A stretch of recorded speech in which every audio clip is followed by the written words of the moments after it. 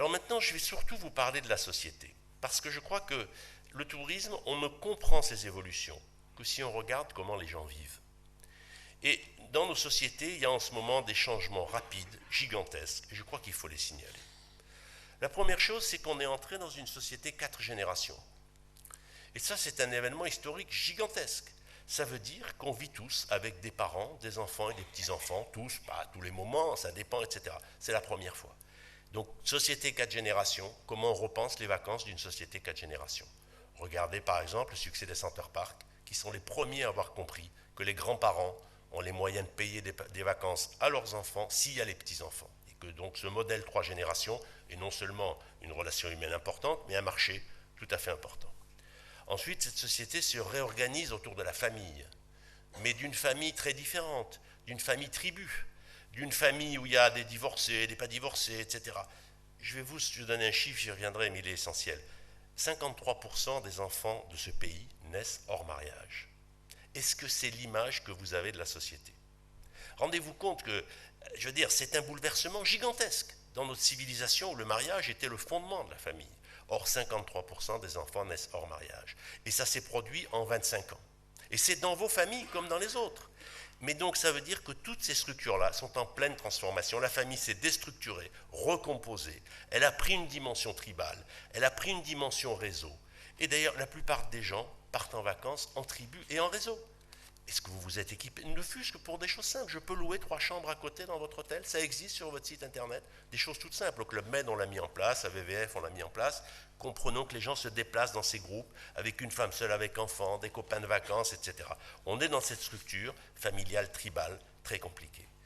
Comprenons aussi que dans cette société, où on a une difficulté à connaître l'avenir, tellement le monde change vite, les gens se sont reconstruits sur le bonheur privé.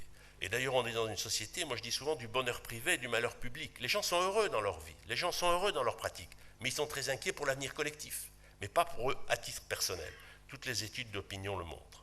Donc, ayez ces réflexions un peu en arrière-plan de ce que je voudrais inscrire dans votre mémoire aujourd'hui. Après, si vous voulez, la question centrale qui est posée, c'est la question du temps. Parce que les vacances, d'abord, parlez pas de... Le tourisme a été inventé par des gens qui ne travaillaient pas au XIXe siècle, qui étaient des rentiers. Ensuite, effectivement, le tourisme est devenu une alternance, un petit moment dans une vie de travail. Quand le tourisme s'est développé dans ces régions, mettons avant la guerre de 14, la durée moyenne de vie était de 500 000 heures dans ce pays. Aujourd'hui, elle est de 700 000 heures. On a gagné 200 000 heures d'espérance de vie. Au début, avant 14, on travaillait 200 000 heures dans une vie. Aujourd'hui, on travaille 70 000 heures. Pourquoi je vous dis ça? Parce qu'on ne va pas se noyer dans les chiffres, mais le temps où on ne travaille pas et où on ne dort pas a été multiplié par 4 en un siècle. Ça veut dire qu'aujourd'hui en France, on a les 2/3 de son temps où on ne travaille pas et où on ne dort pas, alors qu'on en avait à peine le quart au début du siècle. Donc les gens qui viennent chez vous, les gens qui sont en vacances, ils ont une masse de temps disponible absolument considérable. Ils n'ont pas augmenté forcément leurs revenus, mais la structure du temps de nos sociétés a été complètement bouleversée. Et je crois que si vous voulez, il faut vraiment y réfléchir tout le temps et comprendre une chose tout à fait curieuse, c'est qu'on a en un siècle multiplié la richesse par 10 dans nos pays et on a augmenté l'espérance de vie de 40%.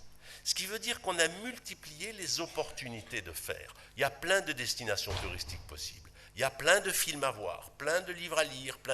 Donc on va en permanence être submergé par ce qu'on ne pourra pas consommer. Parce qu'on ne pourra pas consommer tous les films, on ne pourra pas aller dans toutes les stations. Et donc on a très curieusement jamais autant augmenté la vie de l'homme, jamais, dans toute l'histoire de l'humanité. Une augmentation de 40% en un siècle, c'est la première fois dans l'histoire de l'homme. Et en même temps, on a un sentiment permanent de manque de temps. On a une logique en permanence de vitesse. On est dans une société du stress, aussi bien dans le travail que dans le temps libre. Ce qui fait d'ailleurs que les gens, dans le temps libre, ont tendance à multiplier les activités. Regardez dans l'année, les enfants, on leur fait faire du piano, de la gymnastique, de la course à pied, on multiplie même dans le temps libre les activités, etc. C'est vrai aussi pendant les vacances. Donc là aussi, il y a toute une réflexion sur le temps. Comment à la fois offrir beaucoup de choses et en même temps comprendre qu'il y a une immense attente des gens sur le temps lent, sur le ralentissement des pratiques, sur se déstresser, sur se débrancher. Comment on est dans cette double situation où à la fois les gens peuvent vouloir avoir un iPad en permanence connecté, et d'autres, dans le même hôtel, dans le même équipement, voudront au contraire ne pas être connectés du tout parce qu'ils viendront justement chez vous pour se débrancher. Comment on joue sur ces diversités, comment on ne les mélange pas. Je crois que c'est des choses importantes. Mais si vous voulez, ce qu'il faut bien comprendre, c'est que ce qui structure la transformation de nos sociétés, c'est ce que je vous ai dit, c'est l'allongement de l'espérance de vie.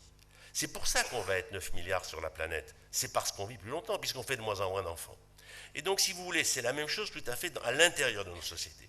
Et ce qu'il faut comprendre, c'est que ce nouveau temps qu'on a gagné pour vivre, il y a deux grands éléments qui l'ont structuré. Il y a bien évidemment la télévision, qui occupe 100 000 heures dans la vie d'un homme, et puis il y a les vacances et le tourisme, qui était depuis 50 ans un immense lieu d'innovation dans les pratiques sociales. On a appris le ski, on a appris l'eau, on a appris les liens sociaux souples. Moi je dis c'est une société du barbecue.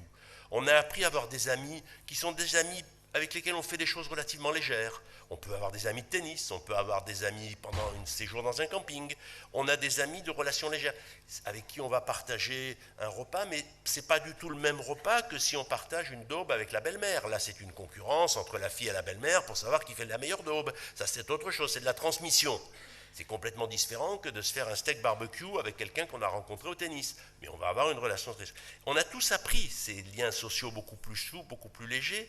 Et ça veut dire qu'au fond, si vous voulez, il y a dans nos codes, dans les valeurs de la société, on était dans une société bâtie sur le travail, bâtie sur ces hiérarchies, avec la hiérarchie du patron, du cadre, de l'ouvrier, du mari sur la femme, du père sur l'enfant, etc.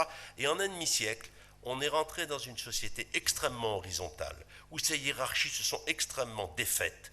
Et dans cette société-là, au fond, on est passé, on pourrait dire, d'une société sédentaire avec des territoires et des phases de déplacement à une société totalement mobile.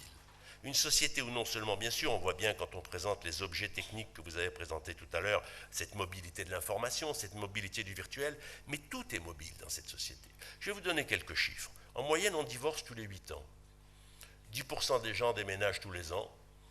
On change d'employeur tous les 11 ans. Donc regardez ces chiffres simplement.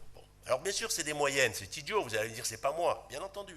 Mais regardez comment cette société est devenue totalement discontinue, en permanence se renouvelle. Je vous ai cité le nombre de bébés nés hors mariage, 53%. Pour moi, c'est un chiffre du changement social extrêmement important.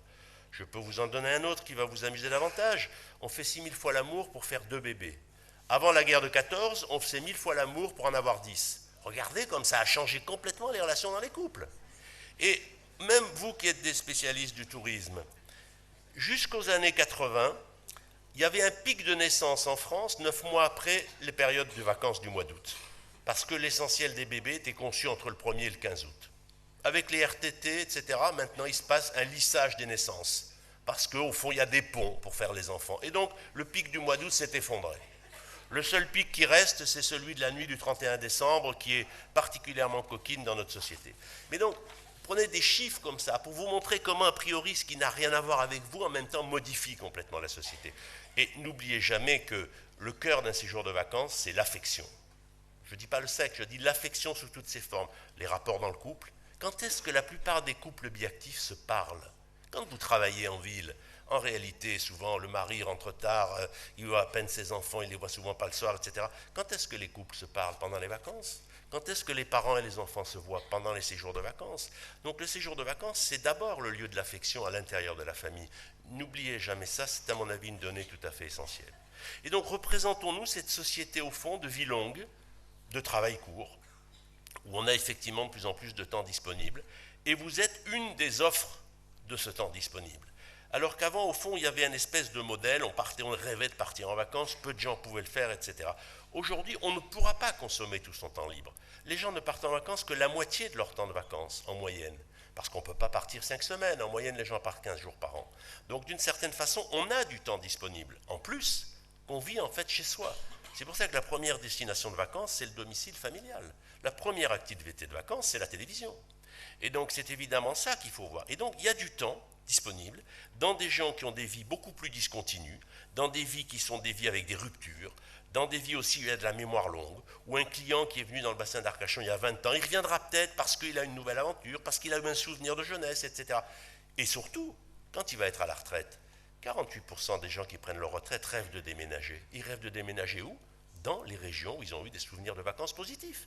Parce que la retraite, au fond, c'est une forme de vacances permanente. Et donc, ça veut dire que cette question de la migration des retraités, c'est aussi une façon de fixer les familles dans les régions touristiques. Et ces retraités, une fois qu'ils ont migré, ben, ils vont recevoir leur famille dans leur propre maison. C'est pour ça que Provence-Alpes-Côte d'Azur, qui a 30 ans d'avance sur vous, enfin d'avance historique seulement, pas en termes qualitatifs, c'est pour ça que l'essentiel des gens viennent en vacances dans les familles. En fait, ils vont chez leurs parents, ils vont chez